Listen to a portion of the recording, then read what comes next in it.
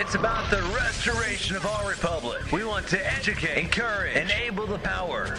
We stand for integrity, honesty, self-reliance, self-defense, and most importantly, no compromise on our foundational principles. This is America's Voice Now. Find America's Voice Now on Facebook and at americasvoicenow.org. Here's Michael Evans.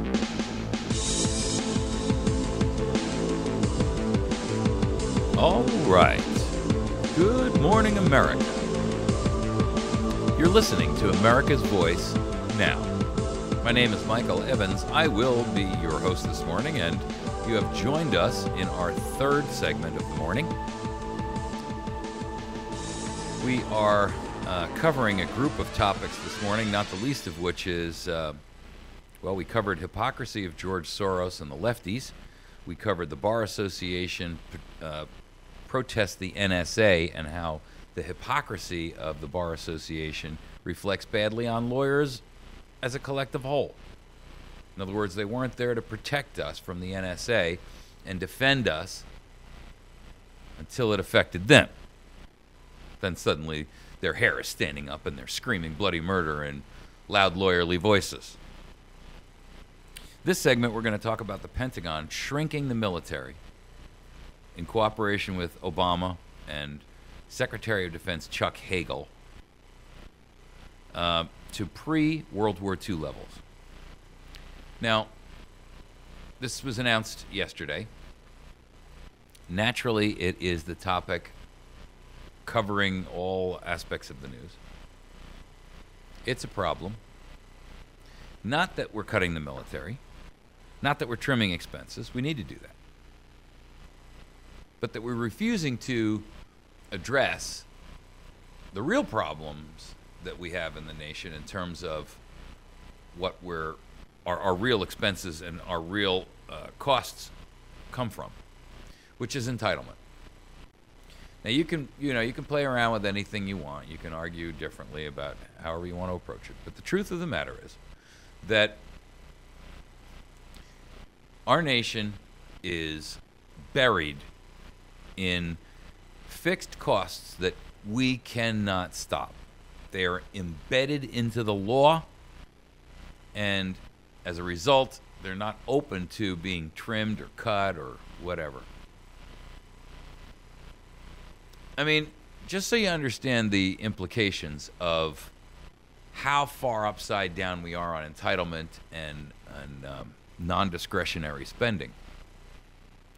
If we got rid of the entire military altogether, we just closed the military down and sent everybody home, and we closed all the government buildings that we have in Washington down, and we pretty much shut everything down, closed all the national parks, we got rid of all the grants, we got rid of all the special donations to this foundation and that one, none of which we should be donating in the first place. It's not government's job.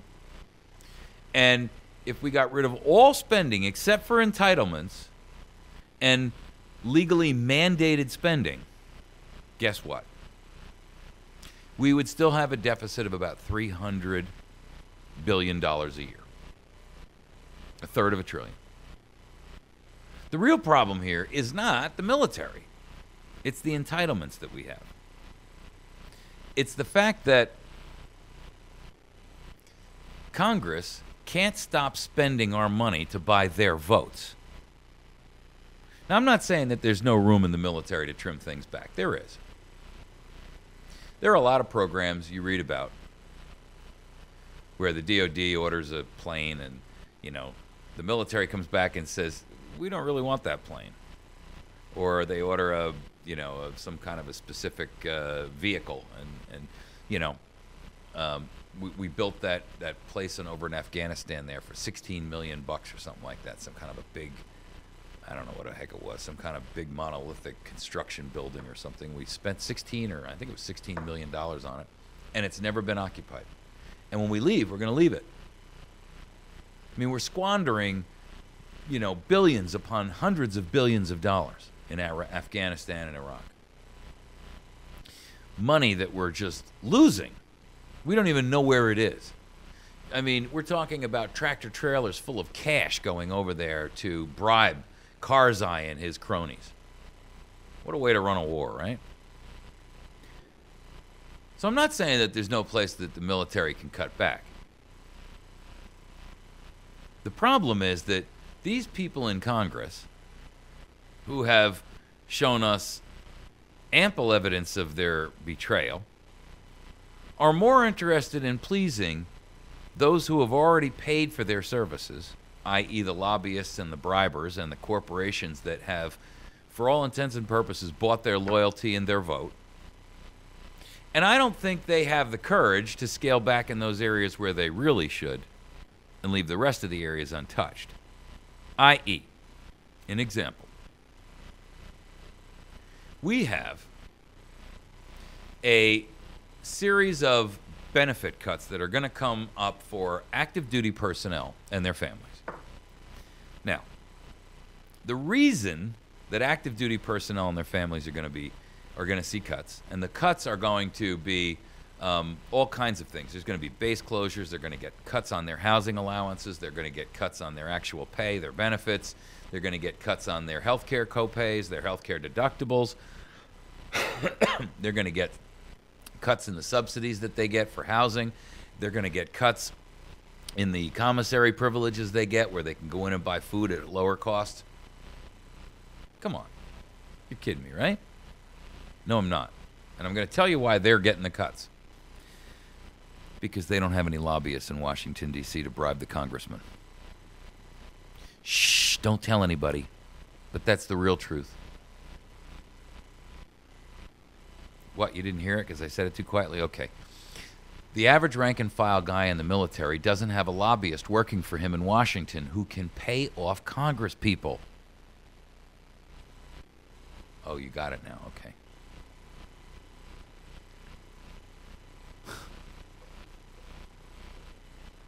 You know, I'm so sick and tired of special benefits being delivered and given to special people because they have special money.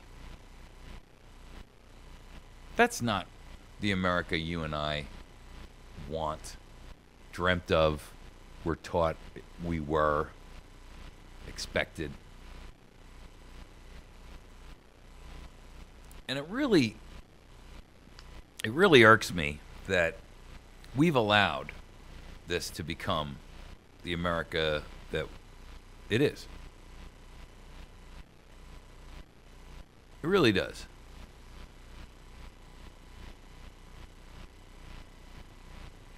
Because we had, and I'm not saying, you know, things were so great in the good old days and all that. And I'm not saying that money hasn't always affected politics. It has. Anyone who will tell you otherwise is a liar. Or a fool. One or the other. But I can tell you that it's never been quite what it is now. I mean, this is blatant bribery. And they're going to cut and trim on these people who are really not in a position where they can afford it. I mean, here you are giving these people, I mean, they don't make a lot of money to begin with, folks. And they do work that most Americans would shun, putting their life on the line. I don't care whether you think we should be in Afghanistan or Iraq or not. That's really not material here. I don't care whether you think we should be in Germany or Japan or any of the other 130 countries where we have military base. That's not the point. I'm talking about men and women who went into the military with the right intentions, righteously motivated by either a love for their nation or the motivation to improve their own personal lives. I mean, a lot of folks, you know, I've heard people say to me, oh, people go into the military because it's the last place, the last resort. They're not the intelligent ones and all that. Bunk! And honestly, if there are people that go in there because they need the level of rigid structure that the military gives you because maybe they grew up in a dysfunctional household. Kudos for them, and kudos to them, I should say, for having the courage to recognize their shortcoming and going to take a step to fix it, as opposed to just becoming a drunk or shooting dope in their arm or sucking on a crack pipe or becoming a leech on society. At least they took action against their dilemma. At least they recognized it. You call that not intelligent? Well, maybe they're not academically brilliant and they're not all professors at Harvard, but I got to tell you, sometimes good, practical, realistic, applicable life skills are worth more.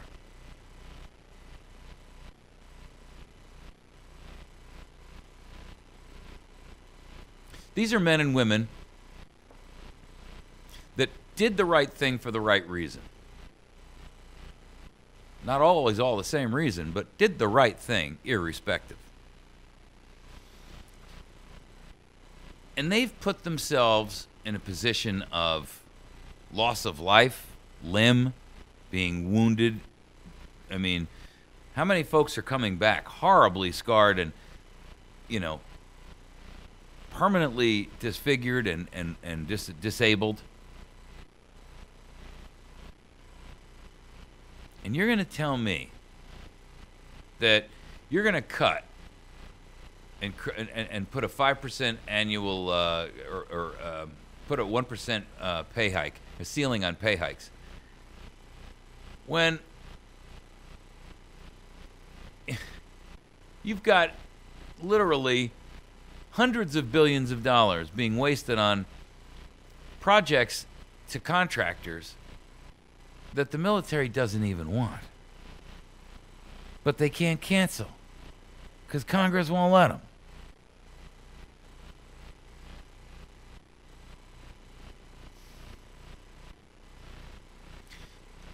The IAVA, which is the Iraq and Afghanistan Veterans of America, came out and said, "We know the Defense Department must make difficult budget decisions. But these cuts would hit service members, making it harder for them and their families to make ends meet."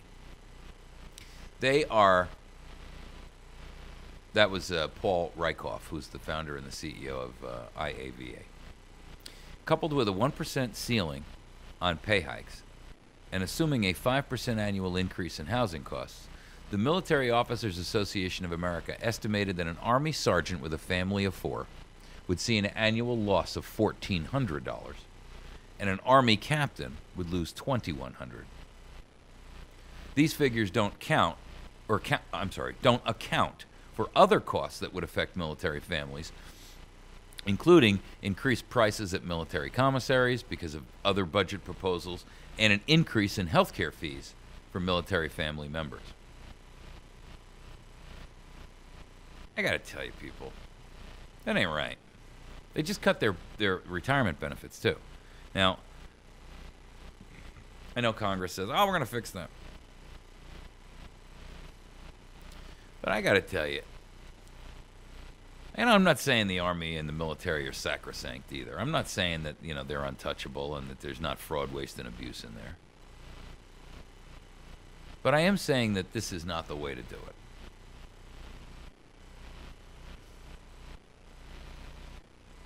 I'm saying that bringing us back to pre-World War II troop levels is dangerous. And it's dangerous for a couple of reasons, some of which came right out of the Army's own mouth. I mean, Hagel the other day made statements that sounded like he was going to boost the budget, and then he announces that he's cutting it. I mean, really. I think this is ill-conceived. I believe that the real motivation here is to gut the military from the inside. Because if there's one thing that Obama and the leftists and the liberals and the progressives and the whatever you want to call them hate, it's the military. They refuse to acknowledge and understand that This is the same military that's actually been defending their ability and right to have that say.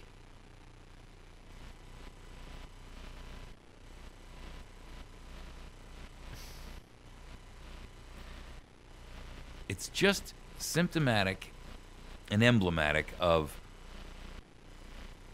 the number of people that take the privileges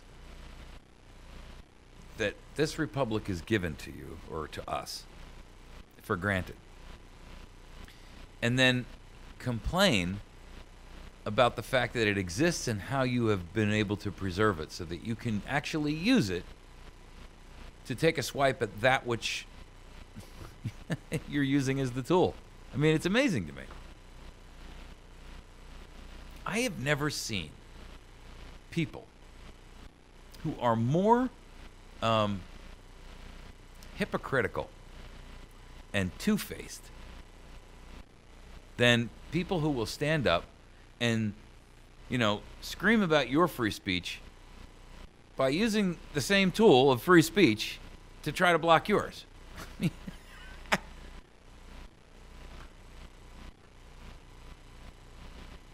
I tell you what, Hegel is just a fool. They want to retire, by the way, the A-10 Warthog, which is ground support. That's a mistake. If you ask anybody who's ever been on the ground, they'll tell you that. Hegel comes out and says, this is a budget that recognizes the reality of the magnitude of our fiscal challenges, the dangerous world we live in, and the American military's unique and indispensable role in the security of this country and in today's volatile world. After that sentence, you would expect to hear, so we're increasing the budget by... I mean, he's acknowledging that it's a dangerous world, that it's a volatile world. Those are his words, not mine, right? And the American military's unique and indispensable role in the security of the country. And then he says, so as a result, we have difficult decisions ahead, and we're going to cut everything to the bone. And we're going to start on the backs of those who least deserve it. Now, I get it. We're coming out of two wars. But I got to tell you something, folks. Don't let anybody lie to you and fool you. Every penny of these wars has been paid for under separate appropriations that Congress has been passing all along. Yeah. You know the NDAA, the National Defense Authorization Act? They put extra funding, and there have been other bills too. They put extra funding in that are separate wartime expenditures that aren't part of the Pentagon and the military's normal budget. So don't let them think, or let them fool you into thinking that this is as a result of being strained on a war footing. That's a lie. We've spent $1 trillion. $1 trillion in the past decade. And that's what we can account for. It's interesting, by the way, that Hegel's predecessor, Donald Rumsfeld, announced that we had somehow lost a couple of trillion, with a T, dollars the day before 9/11. And after 9/11 happened, you never heard another word. Shh. Crickets. Silence. Yes, we lost a couple of $1 trillion. And the next day, suddenly 9/11 came along and just washed it, flushed it right away from the public's visage, from their viewpoint, from their perspective. A few trillion, folks. Think about that. He was announcing that he announced the day before that we lost a couple of trillion, which is completely unaccountable for. And suddenly 9/11 happened, and not another word was ever peeped about it. Ever.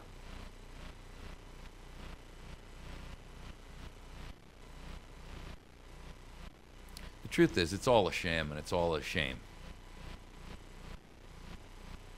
There's so many different places that we can cut. We can start by with subsidies to Obama and his cronies in the energy industry. We can start by all these universities who get these phenomenal grants of taxpayer money to do the most nonsensical crap studies we've ever seen. We can start by trimming back on the foreign money or the foreign nations that we give money to, who have no allegiance to us and spit in our face while they take our money. We can start by stopping the tax loopholes and by reducing corporate taxes and just make it a flat, fixed amount that everybody can get their arms around. No games, no loopholes, and you'll see American businesses pour back into this nation. But they don't want that, because that would destroy all the work of NAFTA and CAFTA, the TPP, the TTIP, and all these other treaties that they're working on, which is what got these companies to flee in the first place. The truth is, it isn't just Obama who's been working against the best interests of the domestic United States for the last 5 years. It's been Congress and every president before him for the past 50. In fact, for the past 100. Basically, from 1900 on, we have been inundated with traitor after traitor after traitor after traitor. And now, ladies and gentlemen, we're living in the end times. And I don't mean that in a biblical sense. I mean the end times of that way of thinking. It's finally brought us to the point of the tree is bearing its fruit. And our nation has been destroyed from within. Chuck Hagel, he's a mere player in a team that consists of tens of thousands. Barack Insane Obama, just the end of a long line of runners in the in the relay race of traitors, handing off the baton from president to president to president to president as they raced around the track. And Obama, he's just the last in a long line, but he's the kick runner. He's the guy who's the sprinter. And he's bringing it all the way to the finish line. He can see that yellow tape.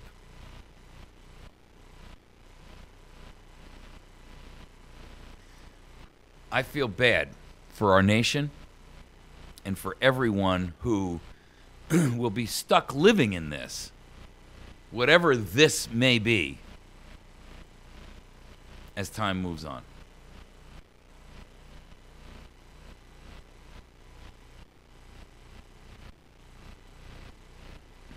And it saddens me.